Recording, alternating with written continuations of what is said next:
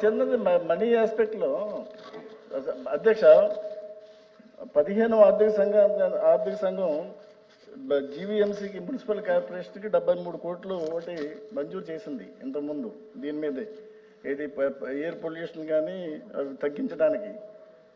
అదేవిధంగా ఇప్పుడు గౌరవ ఉప ముఖ్యమంత్రిగా చెప్పిన దాని ప్రకారము నేషనల్ క్లీన్ ఎయిర్ ప్రోగ్రాం కింద 129 కోట్లు రిలీజ్ అయితే అందులో ఖర్చు పెట్టింది ఓన్లీ 19 కోట్లు ఖర్చు పెట్టారంటే ఇక్కడ క్లియర్గా మనకి ఒక జీవీఎంసీ ఆస్పెక్ట్లో కానీ ఏపీసీసీబీ ఆస్పెక్ట్లో కానీ క్లియర్గా ఇక్కడ కోఆర్డినేషన్ లేదనే విషయం చాలా స్పష్టంగా తెలుస్తుంది. నేను గౌరవ డిప్యూటీ సీఎం గారిని రిక్వెస్ట్ చేసేది ఏంటంటే ఒక ఏపీసీసీబీ పరంగా ఒక ప్రత్యేకమైన విభాగాన్ని ఏర్పాటు చేసి దీన్ని రెగ్యులర్గా ఎయిర్ పొల్యూషన్ అయితే వాస్తవిక పరిస్థితులు చూసినట్టయితే విశాఖపట్నంలో డెఫినెట్గా ఒక అలార్మింగ్ సిచ్యువేషన్ అయితే ఉంది. అటు నార్త్ కానీ సౌత్ కానీ ఈస్ట్ కానీ వెస్ట్ కానీ ఈ మ్యాంగనీస్ ఒకటి కోల్ ఒకటి ఐరన్ ఒకటి ఈ ఎగుమతుల ద్వారా గంగవరం పోర్టు కానీ విశాఖపట్నం పోర్ట్ ట్రస్ట్ కానీ పొల్యూషన్ అనేది చాలా ఎక్కువగా ఉంది.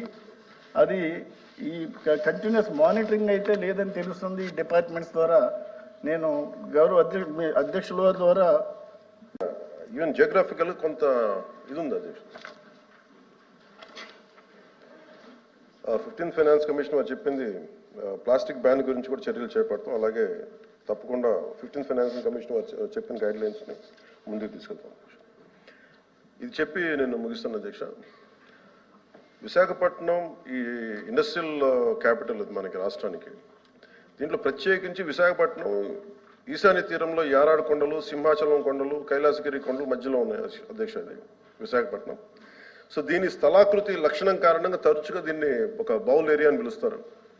ఈ కొండల కారణంగా శీతాకాలంలో ఉష్ణోగ్రతలు తక్కువగా ఉండటం, పరిశ్రమల నుంచి ఉత్పన్నమయ్యే వాయు కాలుష్య కారకాలు వాతావరణంలో వ్యాపించకుండా భూమి ఉపరితలం పైన ఉండిపోతున్నాయి. గత కొన్ని దశాబ్దాలుగా ఈ విశాఖపట్నం గణనీయమైన పారిశ్రామిక అభివృద్ధిని చవిచూసింది. ఇది పర్యావరణ మరియు కాలుష్య సమస్యలకి దారితీస్తుంది. సో దీన్ని ఒక చాలా ప్రత్యేకమైన ఒక ఫోకస్డ్గా చూడాలి అధ్యక్ష అది. సో ప్రత్యేకించి నేను ఈరోజు నా గౌరవ సభ్యులకి నేను మాటిస్తున్నాను. ఈ డిసెంబర్ మొదటి వారంలో ఒకసారి ప్రత్యేకించి ఒక వెళ్ళి అక్కడ క్షేత్రస్థాయి పర్యటనలు చేసి కాలుష్యం మీద ఒక సరైన అవగాహన చేసుకొని మొత్తం డిపార్ట్మెంట్ ఉన్నతాధికారులతో అందరితో వెళ్ళి అసలు ఏం చేయాలనేది ప్రత్యేకమైన దృష్టి సారించి దాని మీద ముందుకు తీసుకెళ్తాం.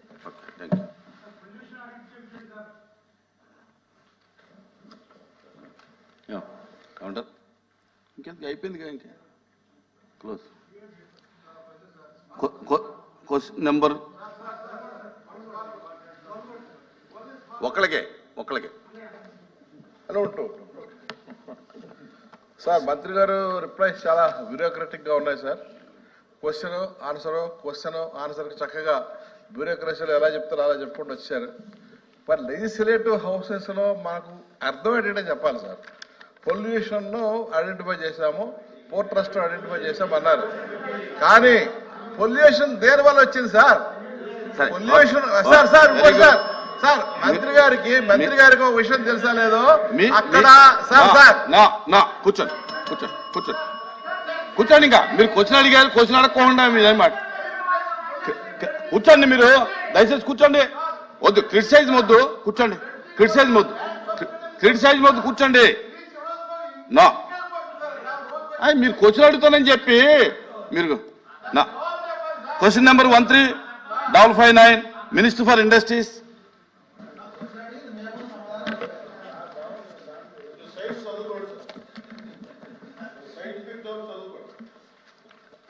అధ్యక్ష ధన్యవాదాలు. మొదటి ప్రశ్నకి లేదండి. రెండో ప్రశ్న మూడో ప్రశ్న సేమ్ అది అప్లికబులే కాదు సార్. అది ఎందుకంటే అది ప్లానే లేదు, ప్రైవేటైజ్ చేసేకి వైజాగ్ స్టీల్ ప్లాంట్ కి అసలు ప్లానే లేదు.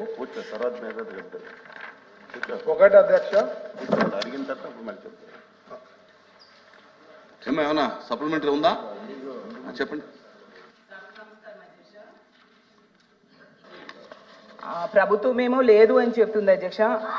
కానీ అక్కడ జరుగుతున్న పరిణామాలు మాత్రం ప్రైవేటీకరణకు అనుకూలంగా అడుగులైతే పడుతున్నాయి అధ్యక్ష.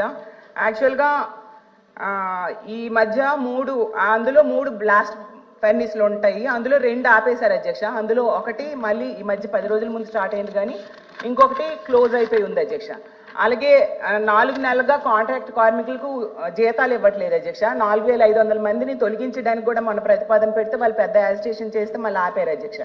ఇవన్నీ కూడా మరి ప్రైవేటీకరణకు అడుగులే అధ్యక్ష. ఇంకో విషయం ఏంటంటే ప్లాంట్ ఖాతాలో డబ్బులు ఉన్నాయి అధ్యక్ష. ఉన్నా కూడా గత నెలలో రెగ్యులర్ ఉద్యోగులకేమో 50% జీతం ఇచ్చారు. ఈ నెలలో అయితే కేవలం 35% జీతం ఇచ్చారు అధ్యక్ష. అలాగే అలవెన్సులు కూడా కోత విధించేస్తున్నారు. 500 మందికేమో డిప్యుటేషన్ మీద నాగర్నార్ స్టీల్ ప్లాంట్కి పంపించడానికి ప్రతిపాదనలు చేశారు అధ్యక్ష. అలాగే 2,500 మందికి పెర్మనెంట్ కార్మికులకేమో VRS ఇచ్చేయడానికి ప్లాన్ చేస్తున్నారు అధ్యక్ష. అలాగే వాళ్ళు కోరుకుంటున్నారు అధ్యక్ష ఇది సెయిల్లో విలీనం చేయాలి అని. మరి ప్రైవేటైజేషన్కి అడుగులు వేయకపోతే సెయిల్లో ఎందుకు అధ్యక్ష వీళ్ళు విలీనం చేయట్లేదు? అలాగే తీసుకుంటే 1,500 కోట్ల ఆర్థిక సహాయం ఇస్తే చక్కగా రన్ చేసుకుంటామని చెప్తున్నారు అధ్యక్ష స్టీల్ ప్లాంట్ కార్మికులు. అలాగే పెట్టుబడుల ఉపసంహరణ నిర్ణయాన్ని వెనక్కి తీసుకుంటున్నామని కేంద్రంతో ఏమైనా అనౌన్స్మెంట్ చేయిస్తే అప్పుడు నమ్ముతారు అధ్యక్ష. మరి వాళ్ళు 1300 రోజులుగా దీని మీద యాజిటేషన్ చేస్తున్నారు అధ్యక్ష. యాక్చువల్గా ఎన్నికల టైంలో చంద్రబాబు నాయుడు గారు, పవన్ కళ్యాణ్ గారు ప్రజలకైతే హామీ ఇచ్చారు అధ్యక్ష మా ప్రైవేటీకరణ ఆపుతామనేసి. స్టీల్ ప్లాంట్ అనేది అసలు ఒక్క ఉత్తరాంధ్ర కాదు అధ్యక్ష, స్టేట్ మొత్తానికి ఆంధ్రప్రదేశ్ రాష్ట్రానికి ఒక సెంటిమెంట్ అధ్యక్ష. అసలు దీనికోసము 32 మంది ప్రాణత్యాగాలు చేశారు అధ్యక్ష. నేను అడుగుతున్నాను, సరే వీళ్ళు లేదు అని చెప్తున్నారు, మరి లేదు అన్నప్పుడు ఈ 1,500 కోట్ల ఆర్థిక సహాయం కోసం కేంద్రం దగ్గర ఏమైనా ప్రతిపాదన పెట్టారని అడుగుతున్నాను అధ్యక్ష. ఎందుకంటే కర్ణాటకలో తీసుకుంటే కుమారస్వామి గారు భద్రావతి స్టీల్ ప్లాంట్కి ఏమో 30,000 కోట్లు తెచ్చుకున్నారు అధ్యక్ష. 2 ఎంపీలే ఉన్నారు. మనకి 31 మంది ఎంపీలు ఉన్నారు. కూటమి ప్రభుత్వం కేంద్రంలో కూడా ఉంది అధ్యక్ష. సో ఇది ప్రైవేటీకరణ దిశగా జరుగుతున్న అడుగులను ఆపాల్సిన బాధ్యత ఈ ప్రభుత్వం మీద అయితే ఉంది అధ్యక్ష. అలాగే వైజాగ్ స్టీల్ ప్లాంట్ తో పాటు ఛత్తీస్గఢ్ స్టీల్ ప్లాంట్ కూడా కేంద్రం ప్రతిపాదించింది, కానీ ఎన్నికల టైంలో ఆపేశారు అధ్యక్ష. మన స్టీల్ ప్లాంట్ మాత్రం అవేం ఆపట్లేదు. అసలు కాంట్రాక్ట్ కార్మికులు కుటుంబ సభ్యులు వాళ్ళకి జీతాలు ఇవ్వకపోవడం వలన చిన్న బడ్డీ కొట్లు నడుపుకుంటూ బ్రతుకుతున్నారు అధ్యక్ష. కాబట్టి అసలు మన ప్రభుత్వం, ఈ కూటమి ప్రభుత్వం, సీఎం గారు ఏమైనా లేదా డిప్యూటీ సీఎం గారైనా ప్రధానమంత్రి గారితో మాట్లాడారా ప్రైవేటీకరణ ఆపమని? లేదంటే అలాంటి ప్రతిపాదన ఏమైనా పెట్టారా లేదని అడుగుతున్నాం అధ్యక్ష. వెంకటేశ్వర అధ్యక్ష, ఇక్కడ మేము చెప్పదలిచింది ఏమంటే గత ప్రభుత్వ కాలం, ఈ ప్రభుత్వ కాలం చాలా కాలం నుంచి విశాఖ ఉక్కుని ప్రైవేటీకరణ చేయొద్దు అని ఆందోళన చేస్తున్నారు. ఆందోళన చేస్తున్న కార్మికులతో గత ముఖ్యమంత్రి దగ్గరికి వెళ్తే భూములు అమ్మేసి అప్పులు తీర్చుకోండి అని చెప్పి ఆయన కార్మిక సంఘాలకు సలహా ఇచ్చారు. ఇప్పుడేమో ఆనాడు ప్రతిపక్షంగా ఉన్నటువంటి టీడీపీ కానీ ఇప్పుడు అధికారంలోకి వచ్చినటువంటి కూటమి కానీ దీని మీద స్పష్టత ఇవ్వాలని చెప్పి మేము కోరుతున్నాం. అటు కేంద్రం, పాలకపక్షం, ప్రతిపక్షం అందరూ కలిసి విశాఖ ఉక్కుని అమ్మేస్తారా? ఇలా అమ్మేస్తే కొత్త ప్రాజెక్టు గురించి మనం మాట్లాడబోయేందుకు కడపలో పెట్టండి, అక్కడ పెట్టండి, ఎక్కడ పెట్టండి మాట్లాడుకోవడం సార్. ఉన్నదాన్ని నిలబెట్టుకోవాలి కదా. అందువల్ల స్పష్టత ఇవ్వాలని చెప్పి చెప్తున్నాను. Okay Lakshman Rao sir, please. Important issue కదా, స్టేట్కి ఇంపార్టెంట్ ఇష్యూ, ఎందుకు కామెంట్లు? అధ్యక్ష,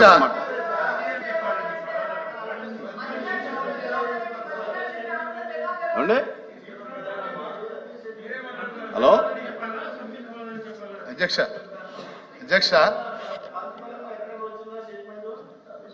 విశాఖ ఉక్కు కర్మాగారం గురించి రాష్ట్ర ప్రభుత్వ విధానం ఏమిటనేది స్పష్టం చేయాలని కోరుతున్నాను. స్పష్టంగా అడుగులు ప్రైవేటీకరణ వైపు పడుతున్నాయి అధ్యక్ష. బ్లాస్ట్ ఫర్నేస్ ఒకటి మూసేశారు ఇటీవల.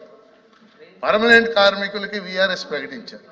అందుకే మీ ద్వారా ప్రభుత్వాన్ని కోరేది ఏంటంటే శాసనసభలోను శాసన మండలిలోను ప్రైవేటీకరణ చేయొద్దు అని కేంద్రాన్ని కోరతా కానీ డిమాండ్ చేస్తా కానీ ఒక ఏకగ్రీవ తీర్మానాన్ని చేసి కేంద్రానికి పంపాలని మీ ద్వారా ప్రభుత్వాన్ని కోరుతున్నాను. మంత్రి గారు. సార్, మనకి few months back HD Kumaraswamy గారు వచ్చారు సార్, యూనియన్ కౌన్సిల్ మినిస్టర్ గారు. క్లియర్గా చెప్పారు ప్రైవేటైజేషన్ చేయబోతలేదు అని క్లియర్గా చెప్పారు, స్టేట్మెంట్ ఇచ్చారు. ఇంకా అంతకన్నా క్లారిటీ ఏమి ఇవ్వాలో మాకైతే అర్థమవుతలే. ప్రైవేటైజేషన్ చేసే పరిస్థితి అయితే లేదు. ఈవెన్ లాస్ట్ టైం కూడా తెలుగుదేశం పార్టీ జనసేన పోరాడిన దానికే అప్పుడు ఉండే గవర్నమెంట్ రిట్ పిటిషన్స్ చాలా మంది ఫైల్ చేస్తే అప్పుడు ఆ ప్రెషర్ తట్టుకోలేకనే వాళ్ళు కూడా ఫైల్ చేయడం జరిగింది అధ్యక్ష. సో క్వశ్చన్ ఆఫ్ ప్రైవేటైజేషనే లేదు అని చెప్తున్నాం. ఇంకా అంతకన్నా క్లారిటీ ఏముంది? ఇప్పుడు రివైవల్ ఒకవేళ లాసెస్ ఉన్నాయి, లాసెస్ ఉంటే బోర్డులో కూర్చొని డిస్కస్ చేసి డిఫరెంట్ యాంగిల్స్లో వాళ్ళు ప్లాన్ చేస్తున్నారు.